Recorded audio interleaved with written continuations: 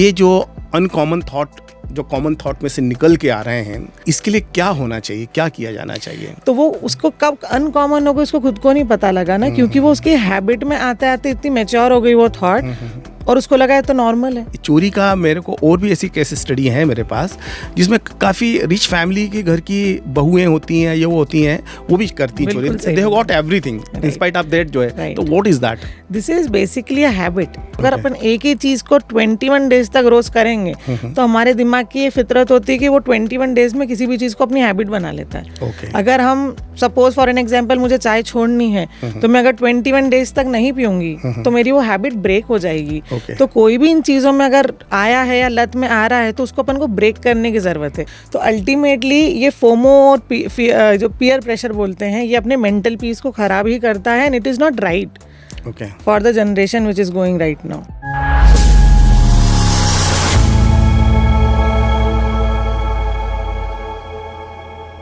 Hello friends, you are most welcome at our new program ये ज़िंदगी उसी की है एट रेडियो इप्सा 91.2 FM। और आज का होस्ट मैं हूं दिलीप, और मेरे साथ हैं हमारी आज के एक्सपर्ट डॉक्टर इशीना, और she is a great psychotherapist, psychologist, और she is a very known figure in our city. Hello Ishina. Thank you sir, glad to be here. So हमारे आज के इस प्रोग्राम में she will be the expert. तो हम आज ये ज़िंदगी उसी की उसमें जो बहुत कॉमन बात करने वाले हैं कि कॉमन थॉट कैसे अनकॉमन हो जाते हैं। तो ये बेसिकली कोई साइकोलॉजिकल इलनेस की हम बात नहीं कर रहे हैं, हम कॉमन थॉट की बात कर रहे हैं कि कॉमन थॉट का अर्थ ये होता है कि जिसमें एक ज़िंदगी में आदमी का ओपिनियन जो रहता है वो most of the people they know to each other, है ना। तो यहाँ एक सबसे बड़ा क्वेश्चन जो आता है कि कॉलेज लाइफ का जो कॉमन थॉट होता है वो क्या लगता है आपको, किस तरह एक बच्चे सोचते हैंगे और वो अपने जो लाइफ को किस तरह डिज़ाइन करते हैं? सर इसमें सबसे ज़्यादा ये देखना आ रहा है अभी जो जनरेशन चल रही है कि जब बच्चा कॉलेज में जाता है तो उसके पास एक नया एक्सपोजर होता है। जो उसकी पुरानी लाइफ होती है वो एक लेवल तक सीमित होती है कि स्कूल जाना है, ट्यूशन जाना है, फिर को करिकुलर एक्टिविटी करनी है। पर जब कॉलेज में आते तो उसको एक पूरा समुद्र दिखता है खुला, और उसे लगता है कि मुझे ये भी करना है, ये भी करना है। और जब सारे दोस्त या उसके आसपास के जो लोग होते हैं वो जो कर रहे हैं उसको लगता है यार ये जो कर रहा है मुझे भी ये करना चाहिए, ये मुझे करना चाहिए। तो उसके अंदर वो एम्बिशन होते हैं, पर ज़रूरी नहीं है कि उसके अंदर वो सेम कैपेबिलिटी भी हो। दूसरी चीज़ हम बोल सकते हैं कि बायोलॉजिकली जब वो प्यूबर्टी टाइम आता है तो हार्मोनल चेंजेस होते हैं, तो उसके कारण भी उनके अंदर मूड स्विंग्स बहुत होते हैं। और हार्मोन्स का चेंज जब होता है तो उनका थॉट प्रोसेस बहुत ज़्यादा इम्पैक्ट करता है। तो कहीं ना कहीं क्या होता है कि इस टाइम पे हम बोल सकते हैं थोड़े से वल्नरेबल सिचुएशन में होता है उनका थॉट प्रोसेस। तो जो भी आसपास होता है ना वो बहुत जल्दी वो लोग एब्जॉर्ब करके उसको बोलते हैं ना हम कॉमन थॉट वाला प्लेटफॉर्म बना लेते हैं। अच्छा। तो उस हिसाब से फिर वो बोलते हैं ना भीड़ का हिस्सा बनने लगते हैं। तो यहाँ पे कहीं ना कहीं ऐसा होता है कि वो शायद जो रियल वो होते हैं, जो उनका ओरिजिनल पोटेंशियल होता है, उसको नज़रअंदाज करके जो दुनिया कर रही है वही करते हैं, क्योंकि उनको लगता है शायद यही सही है। इसी क्वेश्चंस के आगे ये जो कॉमन थॉट की हम बात कर रहे हैं, स्टूडेंट जब स्कूल से कॉलेज की ओर जाता है तब कॉमन थॉट यहाँ पर दो तरह से बट रहा है। एक कॉमन थॉट वो है कि जब वो कोएड कॉलेज में जाता है जहाँ गर्ल्स एंड बॉयज़ दोनों हैं, एक उस कॉमन थॉट की बात कर रहे हैं। एक उस कॉलेज की बात कर रहे हैं जहाँ पे पेरेंट्स जो हैं वो सिर्फ क्या कि नहीं बच्ची है मेरी ये केवल गर्ल्स कॉलेज में जाएगी या केवल बॉयज़ कॉलेज में जाएगा। ये भी कॉमन थॉट सेम रहता है कि कुछ इसमें भी सर बोल सकते हैं कि बहुत ज़्यादा चेंजेस रहते हैं, क्योंकि हम इसमें बोल सकते हैं कि बहुत सारे लोग ऑर्थोडॉक्स फैमिली से आते हैं जिनका ऐसा है कि ऐसा है तो ऐसा ही होना चाहिए, इसके आसपास आप नहीं कर सकते हो। और बहुत से लोग ओपन टू चेंज होते हैं कि जैसा भी होगा हम लोग कर लेंगे। अब इन चीज़ों में मैंने देखा है कि मेरे पास बहुत सारे क्लाइंट्स आते हैं जो कोएड में पढ़े हैं, उनका मैंने देखा है कि they are very free from their mind and their thought process too. पर जो सिर्फ बॉयज स्कूल से आ रहे हैं या सिर्फ गर्ल्स स्कूल से आ रहे हैं, वहाँ पे ऐसा होता है कि उनकी सोच एक पर्टिकुलर डायरेक्शन में सीमित होती है, जहाँ हम बोल सकते हैं कि थोड़ा सा कॉमन थॉट चलता है उनका कि लड़कियाँ ऐसी तो ऐसी ही करेगी, उनको ये तो यही करना पड़ेगा। वहाँ पे फेमिनिज्म टॉपिक आ जाता है क्योंकि मेजॉरिटी आपस में उन लोगों की वैसी होने लगती है। दूसरी चीज़ ये कि जब वो लोग अपने एडल्टहुड में आते हैं तो जो गर्ल्स स्कूल और बॉयज़ स्कूल के जो अलग अलग बच्चे रहते हैं, एडल्टहुड में उनको कहीं ना कॉन्फिडेंस या सेल्फ एस्टीम की दिक्कत आती है, क्योंकि बहुत से लड़के लड़कियों से बात करने में घबराते हैं। उनको लगता है यार आज तक कभी डेट नहीं किया, बात नहीं किया लड़कियों से, तो अब कैसे करेंगे, तो वो उनकी एडल्टहुड में फिर रिफ्लेक्ट करती है। बहुत सी लड़कियां लड़कों से बात नहीं कर पाती हैं, या फिर अपनी कुछ भी चीज़ों को प्रोसेस करने में डरती या घबराती है। तो कहीं ना कहीं ये चीज़ें थोड़े से नेगेटिव इमोशन को जन्म देती है। अगर हम अलग अलग रखते हैं, कोएड में रखते हैं, तो अच्छा है कि शुरू से वो चीज़ अगर साथ में चलती है तो हम लोग यूज टू होके चाहते हैं। हाँ, तो वो वहाँ पे कॉमन प्लेटफॉर्म वाला थॉट बना सकते हैं। ठीक है। सो इशिना, ये हमारी एक जो कॉमन थॉट की बात कर रहे थे, है ना, ये ज़िंदगी उसी की है। इसमें जो सबसे महत्वपूर्ण चीज़ है कि हर कॉमन थॉट जो है वो अनकॉमन हो जाता है ना। ये एक बहुत ही महत्वपूर्ण चीज़ है। चूँकि स्टूडेंट जब कॉलेज में इंटर करता है तो उसके फैमिली मेम्बर समझते हैं कि अब बच्चा हमारा बड़ा हो गया है and he is very career conscious, है ना।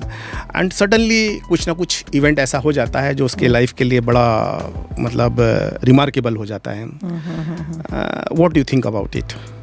इसमें मुझे ऐसा लगता है कि जब बच्चा एक कॉलेज लाइफ में एंट्री करता है तो वो कहीं ना कहीं एक बहुत ही कॉमन थॉट के प्लेटफॉर्म पे आ जाता है। एम्बिशियस इतने बड़े हो जाते हैं, चीज़ें इतनी सारी हो जाती है करने को, कि हो सकता है उसने जिस मकसद से अपनी चीज़ें चालू करी वो करते करते बोल सकते हैं ना हम कि जो जिस कॉमन चीज़ में वो घुसा, उसके बाद उसके एम्बिशियस थे, उनको करते करते वो वहाँ पहुँच गया कि वो उसकी जो कॉमन चीज़ थी वो भूल गया और वो अनकॉमन चीज़ में कहीं ना कहीं जाने लगा। तो हम बोलते हैं ना कि कॉमन चीज़ को अनकॉमन कर दिया। अब इसमें भी पॉजिटिव और नेगेटिव हो सकता है। पॉजिटिव ऐसे हो सकता है कि कुछ कॉमन चीज़ से हटके कुछ अगर लीक से आउट ऑफ द बॉक्स कर रहा है तो उसके लिए बहुत अच्छी चीज़ है। पर उसको अगर नेगेटिव अगर उसमें बोलें कि नेगेटिव भी हो सकता है, वो कैसे हो सकता है कि कुछ बहुत कॉमन वैल्यूज़ हैं जो आप आपके काम करते करते शायद भूल गए, तो वो चीज़ नेगेटिव इम्पैक्ट डालेगा पर्सनालिटी पे। तो कुछ कॉमन चीज़ें भी हमको लाइफ में अपनी ग्रिप बनाने के लिए रखना इम्पॉर्टेंट होती है। जैसे हमारे बोलते हैं स्टिक टू योर रूट्स, जो हमारे रूट्स होते हैं, जो हमारे वैल्यूज़ होते हैं, जो अपने मॉरल्स होते हैं, इनसे जो भी कनेक्ट होता है तो वो कॉमन अनकॉमन चीज़ों का भी फिर बैलेंस कर देता है और वो बहुत अच्छे से आगे प्रोडक्टिव वे में मूव करते हैं। वो कितना परसेंट होता है? वो हार्डली अभी की जो जनरेशन चल रही है वो तो 0.12% होगा, ज़्यादा नहीं है, क्योंकि इस बारे में ना लोग अवेयर हैं और सबसे ज़्यादा चीज़ तो ये है कि वो समझना चाहते भी नहीं है। दे आर जस्ट इग्नोरेंट कि नहीं हम जो कर रहे हैं इट इज़ ऑल गुड। यहाँ पे आ रहा रिजिड माइंड से कि हम कुछ नई चीज़ एब्जॉर्ब नहीं करेंगे, जो हम देख रहे हैं हमारी दुनिया है वही सही है। ये कॉमन थॉट में अनकॉमन थॉट को जो कन्वर्ट करता है उसमें कहीं ये पीयर प्रेशर या FOMO, fear of missing out, ये इसका कहीं रोल तो नहीं लगता है? इसमें है 100% रोल तो है।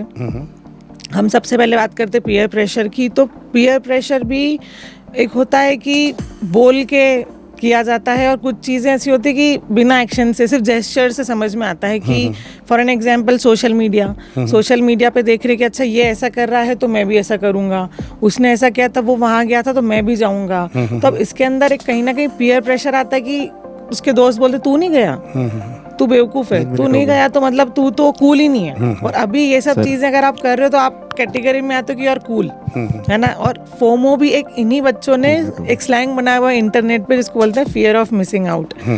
अब इसी में भी ये दोनों टर्म कहीं ना कहीं थोड़े से नेगेटिव इमोशंस पैदा करती हैं। फियर ऑफ मिसिंग आउट मतलब आप कहीं जगह नहीं जा पा रहे हो तो उनको लगेगा कि मैं तो फोमो हो गया। तो मेरे पास कई क्लाइंट आते हैं, वो बोलते हैं कि मैम मैं उस पार्टी में नहीं जा पाया तो मुझे ना फोमो हो गया। अब फोमो कैसे हुआ? आपके अंदर वो थॉट आया और वो आपने थॉट जो आया वो टेक्निकली एंग्शियस थॉट था। तो जब एंग्जाइटी वाला थॉट आया तो you are not at your mental peace. तो अल्टीमेटली ये फोमो और जो पीयर प्रेशर बोलते हैं ये अपने मेंटल पीस को खराब ही करता है and it is not right for the generation which is going right now. Okay Ishina, एक जो बहुत महत्वपूर्ण चीज़ आ रही है कि बच्चों के साथ सडनली एकदम से कोई एक्सीडेंट हो जाना जिसको जनरल आदमी समझ नहीं पाता है ना। Now it is a very common. और हम चूँकि कॉमन थॉट की बात कर रहे हैं तो ये इसलिए और भी रिमार्केबल हो जाता है कि हमें समझ ही नहीं आता है। अभी का जो रिसेंट केस है ना, ये भी एक ऐसा कमिटमेंट है जिसके nobody was knowing this thing और एक इतना बड़ा इवेंट हो गया ये जिसको ये सोनम कांड जो भी हुआ है। मतलब it is a very surprising for whole society, है ना? What do you think about it? This is a very disturbing event बोल सकते हैं जो हुआ है। एंड इस चीज़ में मुझे ये लगता है कि जो बचपन से जो बच्चे के बिहेवियर और जो थॉट प्रोसेस रहता है, सबसे पहले तो पेरेंट्स को उस पर उसको ऑब्जर्वेशन में रखना चाहिए कि ये किस डायरेक्शन में जा रहा है, इसकी पर्टिकुलर सिचुएशन को लेके सोच क्या है। वहाँ से चीज़ें चालू होती हैं, क्योंकि ये चीज़ें एकदम से डेवलप नहीं होती हैं, ये बहुत लॉन्ग टर्म बनी हुई आती हैं। कहीं ना कहीं आपके सबकॉन्शियस माइंड ऐसा सेट है कि वो इन चीज़ों के लिए ही बन जाता है। अब इसके रीज़न आते हैं कि आप कहीं ना कहीं उस तरीके का डेटा कंज्यूम कर रहे हो, या फिर आप उस प्रकार के लोगों के साथ इतना इन्फ्लुएंस हो रहे हो। दूसरा बोल सकते हैं कि इमोशनल इलिटरेसी, इमोशनली आपको पता नहीं क्या सही है कैसा गलत है, अच्छा इसने बोला तो मैं कर देता हूँ, तो इसमें आपके अंदर IQ और EQ दोनों की कमी हो रही है। तो हो सकता है आप शायद जानते नहीं अपने आप को, पर दूसरों के हिसाब से करते हो। तीसरी चीज़ हम ये बोल सकते हैं कि अगर कोई इस प्रकार की चीज़ें कर रहा है, वो बोलते हैं नार्सिसिस्ट पर्सनैलिटी। साइकोपैथ तो होते हैं, पर साइकोपैथ के अलावा हम बोल सकते हैं कि अगर इंडिविजुअल पर्सनालिटी को देखें तो वो होती है नार्सिसिस्ट पर्सनालिटी, जो कि दूसरे के इमोशंस की कोई कदर नहीं रखते। उनको जो करना जैसा करना, उनको उनका अच्छा करना है, दुनिया जाए भाड़ में, मुझे कोई मतलब नहीं, मुझे मेरा सही करना है। इन लोगों की सोच एक सीमित रहती है, इनके दिमाग में जो इनका इमेजिनेशन होता है, ये जो सोचते हैं उनको लगता है, उसी इमेजिनेशन में जो प्लानिंग करते हैं उनको लगता है हम यहाँ तक जीत गए हैं और ऐसा हो गया है। पर जब प्रैक्टिकल चीज़ें होती हैं तो रियलिटी और प्रैक्टिकली बहुत अलग होती हैं। तो अगर इसी में डूब के ये लोग आगे बढ़ते रहते हैं तो 100% कहीं ना कहीं थोड़े से मेंटल इलनेस की साइड जा सकते हैं। बट इनिशियली रहते नहीं हैं ये लोग, बट उनका बोल सकते हैं थॉट का जो डिस्ट्रक्शन होता है वो उनको उधर लेके जाता है। बट ये तो it is a very surprising and it is a very tough कि हम कैसे मालूम करेंगे। मतलब यदि उसका अभी आप इस सोनम केस की यदि हम बात करें तो हमने इसका जितना भी स्टडी करा है कि वो जो बंदा है वो उसके साथ 3 साल 4 साल से राखी बंधवा रहा था एंड एवरीथिंग जो है it was fine, nobody was supposing कि इसका इस तरह का भी रिलेशन होगा and how to find it out. ये तो this is very tough thing, क्योंकि चीज़ें दिखाने के लिए अलग होती है और होती कुछ और है। जो बोलते हैं ना कि हाथी के दांत दिखाने के अलग होते हैं और खाने के अलग होते हैं। अब जो दिखाई जाती है वो चीज़ हमको बहुत अलग दिखाते हैं, एकदम डेकोरेट करके, और वैसे इंटरनल जो इनका अंदर का प्रोसेस चल रहा है इसको जानना मुश्किल होता है। हो सकता है अगर इनका कोई बहुत क्लोज इंसान हो जो इनके साथ है, वाली फैमिली मेम्बर हो, कोई फ्रेंड हो, वही कहीं ना कहीं उनको समझ के पुश कर सकता है, या कोई साइकेट्री हेल्प ले सकते हैं हम इन चीज़ों के लिए। बट एकदम से ऐसे बोलना is also not right. Okay तो ये एक बहुत अच्छी बात बताई है इशिना आपने कि कई सिम्टम्स जो हैं वो हमको नज़र नहीं आते हैं। एंड हमारी इस शो का एक जो मेन कॉज है वो यही है कि हम जिसको कॉमन थॉट कहते हैं, है ना, वो अनकॉमन हो जाते हैं। मतलब उसमें कोई सिम्टम्स नज़र नहीं आते। बेसिकली जो है मेडिकली क्या बोलते हैं कि किसी भी कॉज के लिए, कोई भी मतलब हेल्थ के कॉज के लिए कोई ना कोई सिम्टम्स होते हैं। बट यहाँ पर जो है जिसमें सिम्टम्स नज़र नहीं आ रहे हैं and it is a very tough situation in the society कि ये जो अनकॉमन थॉट जो कॉमन थॉट में से निकल के आ रहे हैं, इसके लिए क्या होना चाहिए, क्या किया जाना चाहिए? आप जो बोल रहे हो सर, उसके पहले आपकी बात का जवाब देने के पहले मुझे एक केस याद आया है। एक बच्चा था, वो बचपन में ना अपने स्कूल में जब भी जाता था तो वो अपने मैडम के पर्स में से फ़ोन चोरी करके घर ले आता था। तो इट वाज वेरी कॉमन कि हाँ चलो ठीक है, बच्चा है ले आया, ठीक है, उसको देख के उसका दोस्त भी कर लेता था, कर लिया। अब बचपन में उसको उसके माँ बाप ने इतना बताया नहीं कि बेटा गलत बात है, एक बार बता दे ठीक है, बट उस पर उस चीज़ के लिए नज़र नहीं रखी।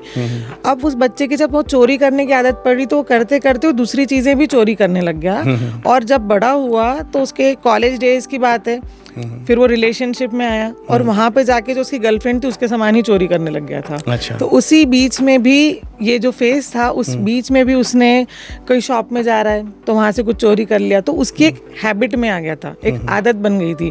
तो वो कॉमन चीज़ जो थी कि अच्छा ठीक है बच्चा है, नहीं समझता है, कोई बात नहीं, तो वो उसको कब अनकॉमन हो गई उसको खुद को नहीं पता लगा ना, क्योंकि वो उसकी हैबिट में आते आते इतनी मैच्योर हो गई वो थॉट, और उसको लगा है तो नॉर्मल है। हाँ, इट इज़ वेरी ये आपने जो बात बोली कि चोरी का, तो मैं इसमें मेरे पास भी एक केस स्टडी है। तो मेरे एक परिचित थे, he was in the police department. उन्होंने एक बार मेरे को बहुत अच्छी चीज़ बोली थी कि एक चोर को पकड़ा था और वो करीबन मोर देन 20 टाइम्स जो है वो चोरी के केस में पकड़ा गया था and he was very known in the police department and उसका चोरी का मतलब वो स्पेसिफिक चोर था वो। अच्छा। वो मोटरें चुराता था पानी भरने वाली। अच्छा, चोर भी जो है बड़ा स्पेसिफिक होते हैं।